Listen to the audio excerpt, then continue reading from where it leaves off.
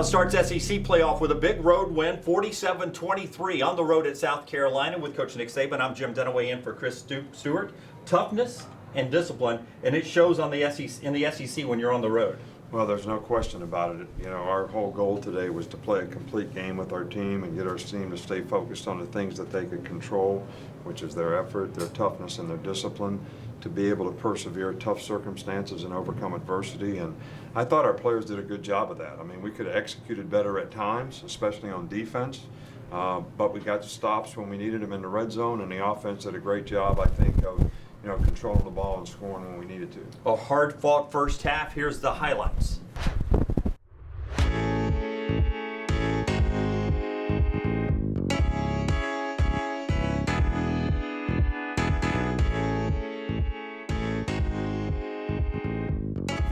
.27 remaining on the Alabama Credit Union clock. Here's a second down and 10. Tua rolls to his left, throws back wide open, finds a man, touchdown Najee, out of the backfield, touchdown. Boy, oh boy, did he put a fake on the world there. Najee Harris wide open at the 5, nobody around him, and he takes it in for the touchdown.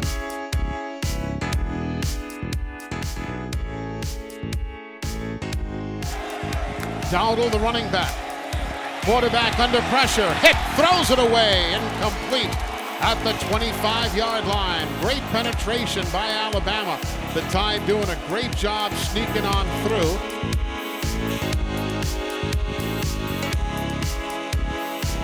Parker White to attempt a 44-yard field goal off the near hash mark. Kick on the way, end over end. It is up, and it is good.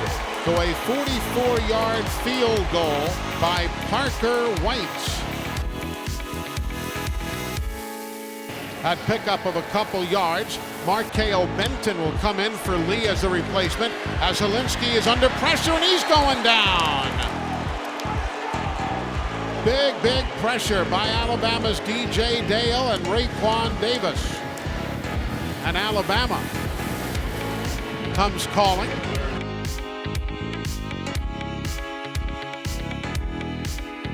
Tua waits, gets the handoff, play action fake, throws across. Henry Ruggs has it, he's into the secondary 40. See ya! Pick up your favorite book and read it while he runs the distance. 81 yards, touchdown, Alabama! That's how you do it.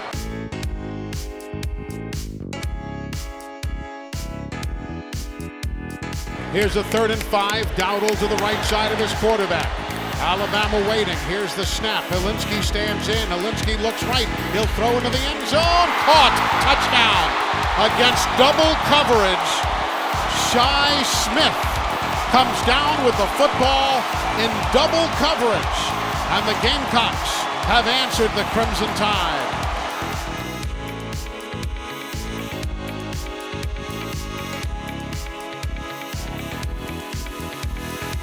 It'll be a 23-yard try for Will Reichard. 23-yard try. Kick is on the way. It is up, and it is good. So Alabama will get some points out of that exchange. They now lead 17-10. 7 on the play clock, 6. Tua waits for the snap, gets it, steps back, looks left, everybody's covered, throws, Najee, first down, he'll accelerate, he'll cut inside the defender, then leaves him in his wake at the 30, hurdles over a man at the 15, and he will take it in for a touchdown! Oh my goodness, one of the plays of the year early in this 2019 season. Najee Harris, it goes 43 yards. He stiff arms one guy, breaks a tackle, hurdles over another, and takes it in for a touchdown. What a play! What a play!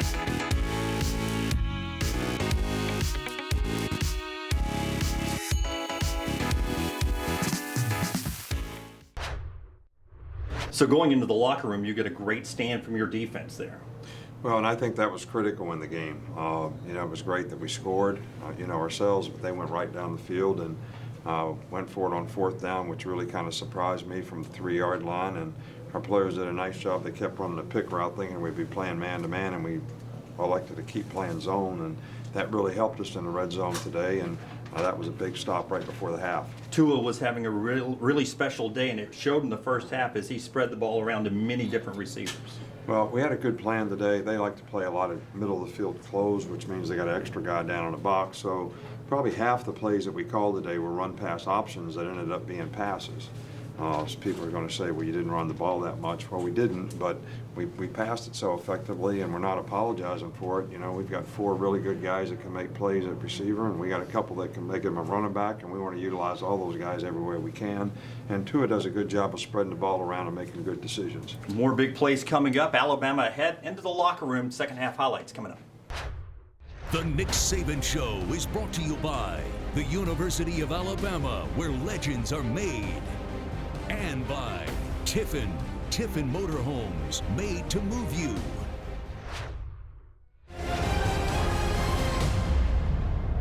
Back on the Nick Saban Show, coming out of the locker room. It's a hard-fought road SEC game, and you guys have to make a statement early.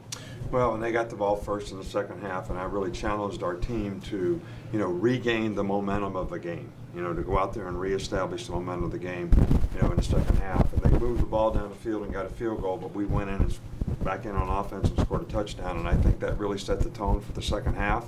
And, we played pretty well on offense in the second half and got a good lead. I think our defense got tired. We played a lot of plays, and it was really, hot out there, and we don't have a lot of depth, so it was hard for us to substitute a lot of players. And they had a good plan against us, and it was tough for our young linebackers to adjust to some of the things they were seeing out there. Let's take a look at how Alabama finishes this one off in the second half. Second half highlights are brought to you by BBVA, proud banking partner of the Alabama Crimson Tide.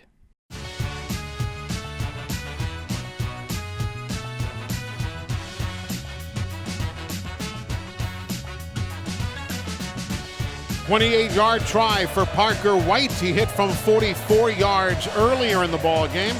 Kick is on the way. It is up, and it is good.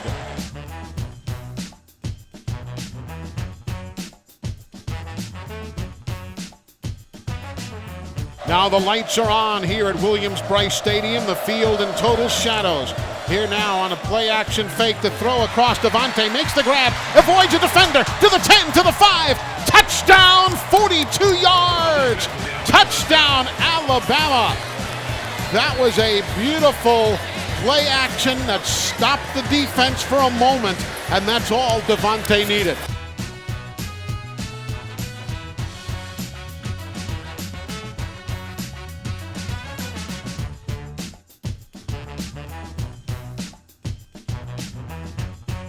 From the Gamecock-owned 48, we've got 7.5 remaining in the third. Bama up comfortably. Helinski loses the ball as he is hit from behind. It's covered by DJ Dale. Anthony Jennings knocked it free. DJ Dale covered it up. So it is a fumble, and Alabama's got the football. A 21-yard field goal attempt. Snap, spot, kick, and 3 more for the good guys as Alabama's lead now improves to 34-13. This one will be a 48-yard try. 1 yard longer than that. It has leg, it is up, and it is good. So Parker White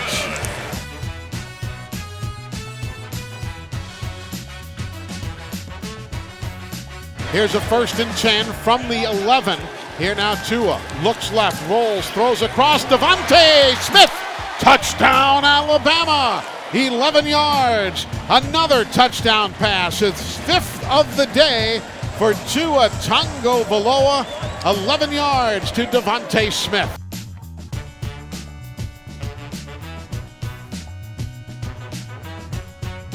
Here's a 2nd down and a dozen.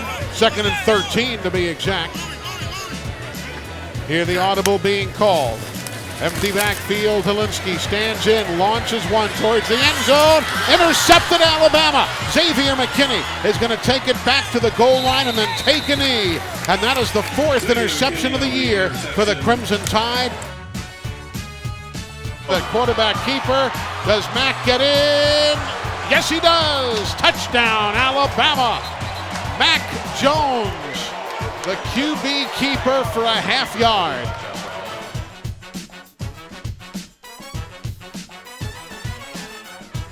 Here now, Helinski stands back at the 20, throws, caught, touchdown.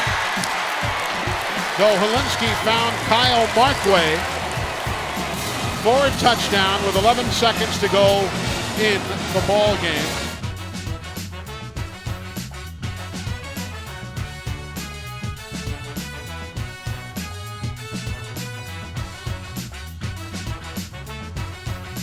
Mac Jones takes the knee, and that is going to do it.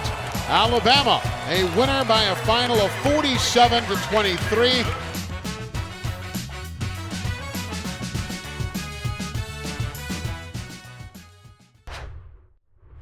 So Alabama wins it 47-23, and Najee Harris had an unbelievable play for a touchdown today and did a really good job in both running and catching. Well, he did, and I was happy to see him stick it up in there today and have some really positive runs. It was a fabulous play that he made on the 4th and 2.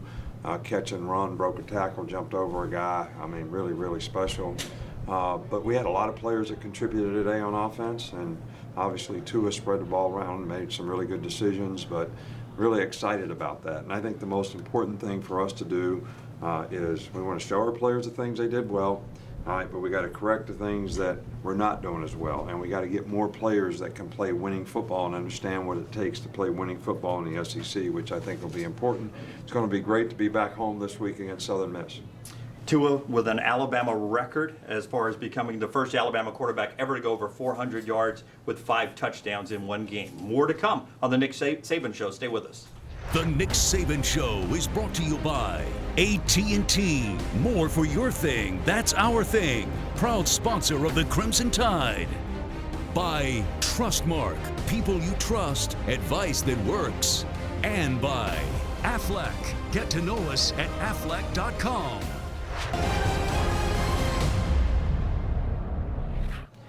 Welcome back to the Nick Saban Show. It's time for the turning point in the game. I think the turning point was obviously the goal line stand right before the half. That was huge, momentum-wise. But then the way the second half started, we stopped them in the red zone again. They kicked the field goal. We got the ball and went and scored a touchdown. So that's twice in the red zone. They only got 3 points, and we went down and scored. So that made a big difference in the game. That's the turning point of the game. Now we go with the Mercedes-Benz All Access. And today we're talking about Holman Wiggins. Well, Holman has done a really good job with our receivers. We got some very talented guys, and he's done a good job of developing relationships with those guys, and they're all great people that want to really be good, and they're hard workers, and he's really enhanced their technique, and he's a great family guy, got lots of kids, great wife, and it's great to have him on the staff. Let's hear more from Coach Wiggins. Holman Wiggins, wide receivers.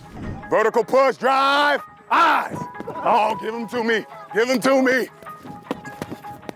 Coach, first year here, coming from Virginia Tech. What brought you to the University of Alabama? The opportunity to get a chance to coach one of arguably the best receiving corps in the country, and the head man himself, Coach Saban. Got a chance to talk to him, and got to thinking, why not Alabama? And then what kind of drove you to become a coach? At the tail end of my career, I had a coach that actually persuaded me, because he took a step back, because now we're starting to try to get some of the young guys a little more active, and he said, you know what, I'm going to let you coach these guys up, man, and see what you kind of think about that. He was like, I know you want to go into social work and probably work behind a desk, but he was like, man, I think this would be awesome for you. And then the more and more I kind of got around it, I just loved it and didn't want to step away. So you wanted to go into social work? Growing up, I was a ward of the court, so we had a social worker, and, coming from the inner city, I wanted to have that opportunity to give back to some kids that may not have a voice. I had a great situation growing up with my brothers and my grandmother, but, I knew that there were some people that didn't have that luxury.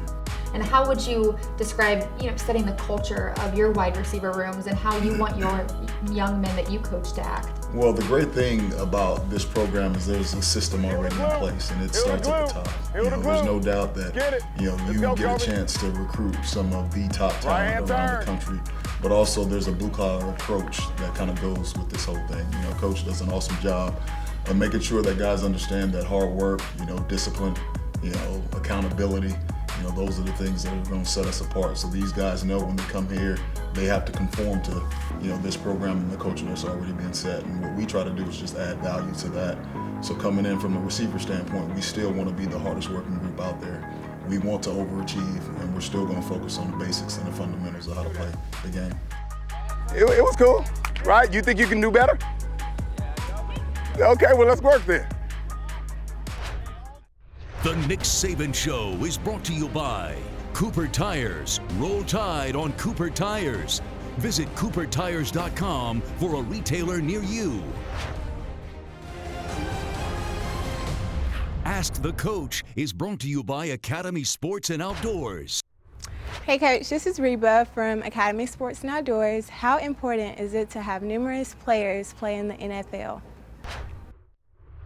Reba, I think most of our players really, as a goal, want to play in the NFL someday and hope that they can develop a career to play in the NFL someday.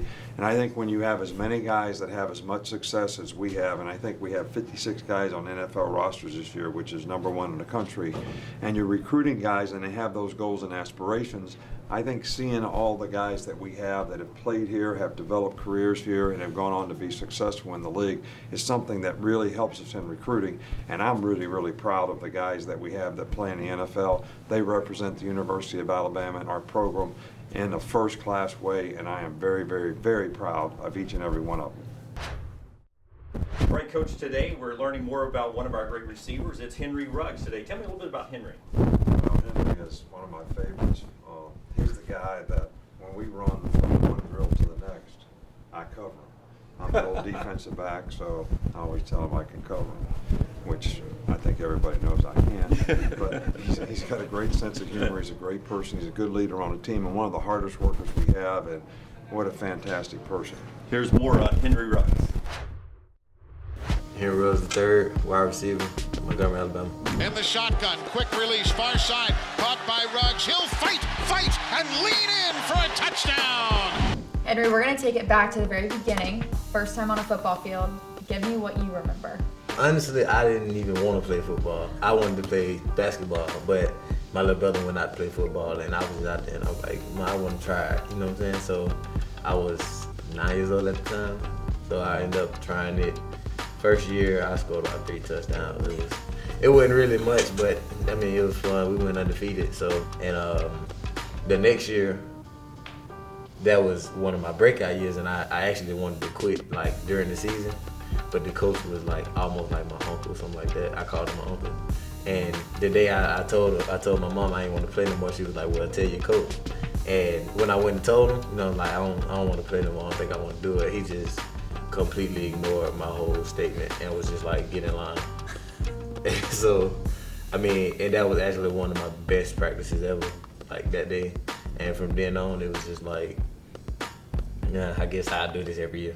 You are a wide receiver, though. You're in one of the best rooms in the country. You have all been here together. You've kind of grown up together. What is that culture like in the room that we're sitting in? It's just a brotherhood. We're like family. I mean, we came in, me, Judas, Mitty, Shavers, we all came in together. And, once we got here, we kind of bonded and we made over to each other that we're going to make each other better and we're gonna be the best. And obviously, it's coming true. The Nick Saban Show is brought to you by AT&T, the official wireless provider of the Crimson Tide.